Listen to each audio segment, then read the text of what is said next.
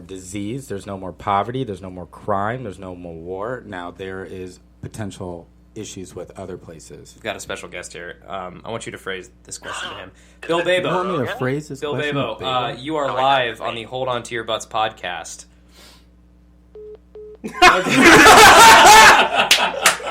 Oh, he hung up on you. He said, fuck that. What? He said Bill Babo. By the way, he's our biggest number one That's our fan. loyal fan. That's literally our number one fan. Feel free to use his name all you want. It doesn't matter. Who cares? Let's try him again. See if I want to get his opinion on this. I'd actually be really curious. Why? Will you pose this question to him? Yeah.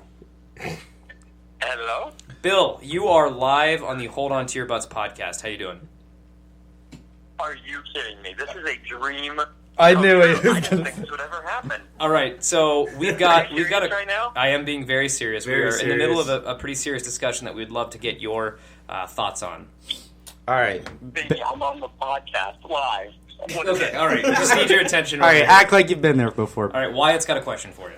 Hey, baby B. Okay.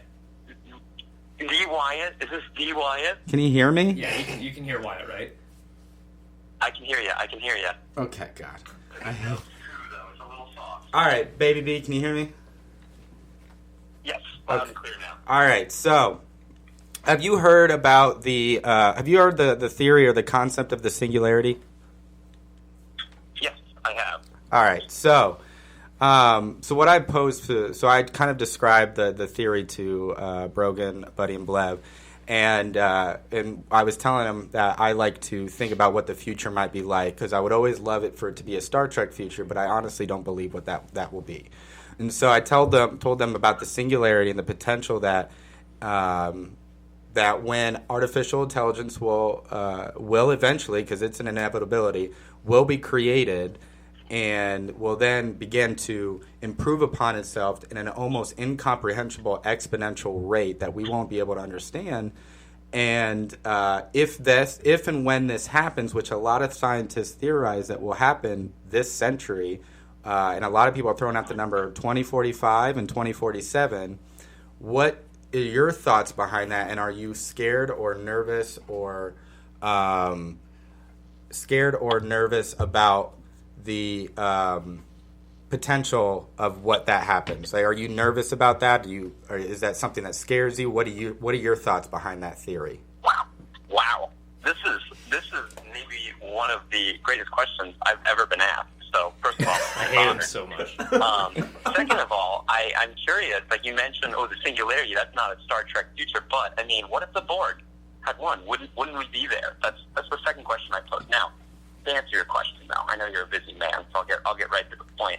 I hate him. I honestly wonder if there will be a human versus machine future. I mean, what if we catch it early and we just blend together more and more? You know, you're already seeing not quite cyborgs, but more of an integration of people and machine.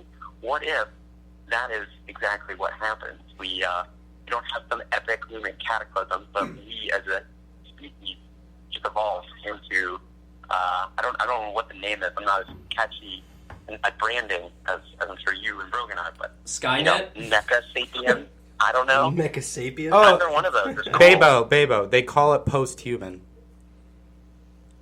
Oh, so someone got there to the punch first. Yeah. So it's the concept of where we transcend beyond our consciousness into some other either robotic or artificial intelligence is considered post-human or transhuman, which is Ghost in the Shell. Ghost in the Shell, yeah. So that's what So it's kind of coined. What would be the first thing you would augment mechanically about yourself? I pose the question back to you. I would pose, I think you would say you have augments, right? So physical augments, then you have, mastering biology, but then there's also memory. So I think there's some TED Talks where they talk about mastering memory and being able to download your memories into some other substrate, and then and where would that go from there? Would you choose to live outside of the body? Would you choose to just use that for kind of a capsule? Or, for example, if you could download the memory of Einstein, we would have that access to that forever. But where could it go beyond that? And so I think that would be one of the goals of a potential singularity being, an active, a real thing. Bill, I'll go next. I'll say my penis. I would love to augment my penis. Make it grow or shrink. You disappointed me. Kind of do that? An intellectual answer to that clear setup. With a machine.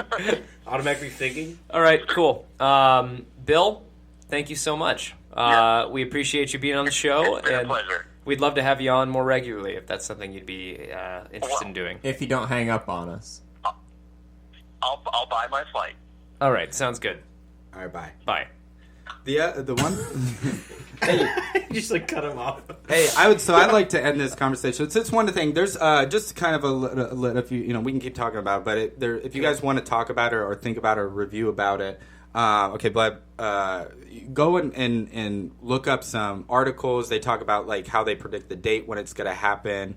They talk about what it could potentially look like, whether it's good, bad, or the ugly, everything about it. There's a lot, and I mean a lot, of TED Talks about it. Yeah. And it's so cool. What were you going to say, Blev? What I was going to read is what Elon Musk sent out to Mashable. He's scared of it. No, he's definitely scared of it. So I was going to read what he sent to Mashable, and they accidentally... He's not scared of it. So basically, he was scared. He's very scared. Okay. The pace of progress in artificial intelligence, I'm not referring to narrow AI, is incredibly fast. Unless you have direct exposure to groups like DeepMind, you have no idea how fast it is. Growing at a pace close to exponential, the risk of something seriously dangerous happening is in the 5-year time frame, 10 years at most. This is not a case of crying wolf about something I don't understand. I am not alone in thinking we should be worried. The leading AI companies have taken great steps to ensure safety and the recognize of danger, but believe me that they can shape and control digital superintelligence and prevent bad ones from escaping into the internet. That remains to be seen.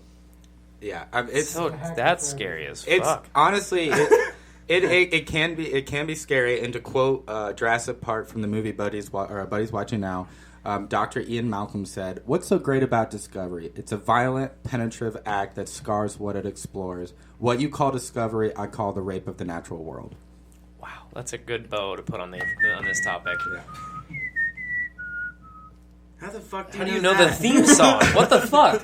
Did you watch it? I don't know. It probably just sounded like air on the... No, that sounded... Hopefully you all at home got Like to hear my an beautiful orchestra rendition. in my headphones. Yeah, and that these sounded hands. amazing.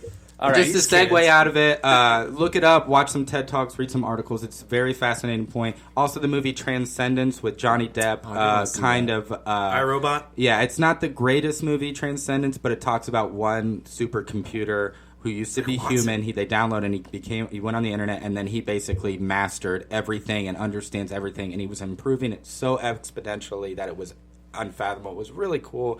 And he actually started the show on a TED Talk talking about the singularity, and then he actually transcended beyond it. So it's really, really cool. If you want to have a hard concept but also in an entertaining way, I suggest watching that movie. What's the movie again?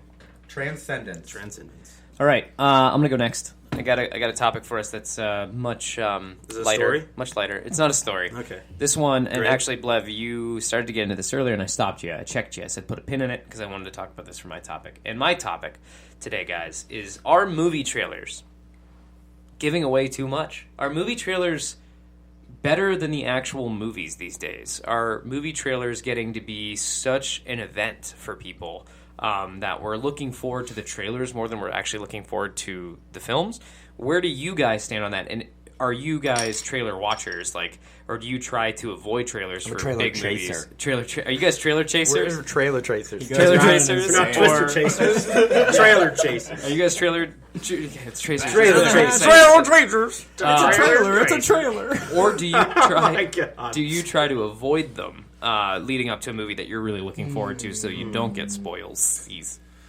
Are we talking movies? Just movies. Just movies, sure. TV, whatever, but yeah, movies. I think it depends on the trailer, though. Like, the first trailer release is usually a teaser. Or, I like seeing teasers more than I like seeing trailers. Because the teaser gets me informed about the movie that's coming out, but it doesn't give so much away. And you don't really see subplots to the movie. You don't get to see, actual characters that are going to be in the movie. I feel like when Black Panther was shown out there as a teaser, it made you oh my God, Black Panther's going to come out. It's going to be fucking sweet. Just like the Spider-Man one. Like, the Spider-Man Homecoming had me, so engaged in, I can't wait till it comes out, and I can't wait till it comes out, and then it took forever to start throughout the movie, and you're sitting there like, man, this movie's taking forever to get going. Like, come on, keep going. Because the trailer always hits action points, and they always hit like super points of the movie, and they make it seem like the movie's just going to be action packed, and there's not going to be any slow parts of the movie. It's just going to be full action. And so, like, that's my only gripe with it. Is that sometimes it reveals a little too much, but it reveals high action points throughout the movie, or nothing at all. I don't have a problem with them showing too much. I would say with comedies they do. Comedies have a terrible. You give away all the good jokes in the trailer. Yeah, you get all the good ones in the trailer, or sometimes you get movies where they show jokes that aren't even in the movies, which isn't too bad. But honestly, like, what's the point of the trailer of the movie if you're going to show almost all the trailer good jokes? Do you want to think one of the more awkward things in my theater going experiences are, though? Is when the joke that you saw in the trailer happens in the movie and everyone laughs. You're like, why? We already saw this. Why are we all laughing? Like we knew this was coming. What would you rather? What's the better scenario? They put There is good no jokes solution in to the this. Okay. There's no They solution put to good this. jokes in the trailer, or the trailer just isn't funny, because then people won't go see the movie. You know what I think they should do? So there's two things when it comes to trailers. One, I love seeing trailers in the actual movie theater. You know, like, gotta get there on time so you can see the trailers. Yeah, like when, Ragnarok came out for Comic-Con and I got to see the second one on my computer. Yeah, that was cool. I got to see it. No qualms with that. But it's just so cool when you don't hear nothing. You hear nothing about it, and you go see a movie, and you see that trailer. Like, you didn't even know that movie was coming out. Yeah, that was how. Or you didn't know. The Star Wars movie's coming out. And then you saw this action movie, and then all of a sudden they play Star Wars trailer, and you're like, holy shit, was not expecting this. And it does get you hyped for it. And especially with action movies, you see action scenes, but you don't necessarily, they don't give away too much from the plot point of view most of the time. And but I really, really enjoy watching the trailers. I almost get bummed when I come like 10 minutes late and I miss a lot of it, or I have to pee. It took me a second. You're coming 10 minutes late. I don't know.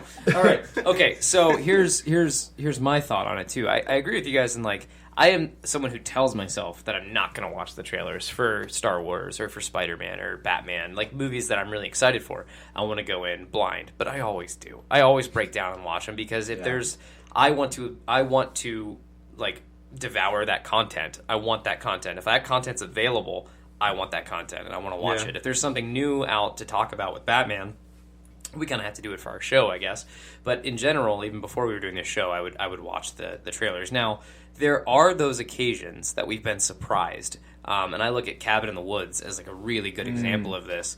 Cabin in the Woods is one of my favorite movies. It's fantastic. And I wouldn't You've ever seen that movie? Yeah. Wow, buddy. Wow. And I wouldn't ever have expected that to be one of my favorite movies based solely on the trailers, because the trailers made it look like, oh, okay, this might be fun, like to go, with my wife and go see like a popcorn thriller movie or something like you've seen 100 times before and you'll see 100 times again.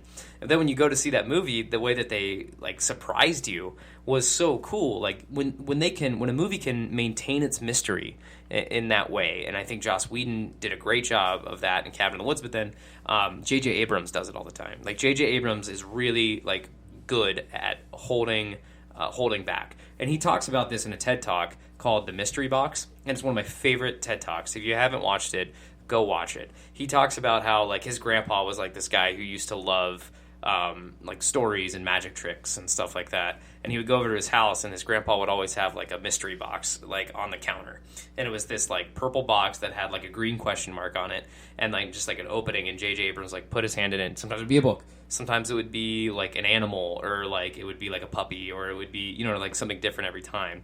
And J.J. Abrams talks about how like it's so cool to not know what's in the box.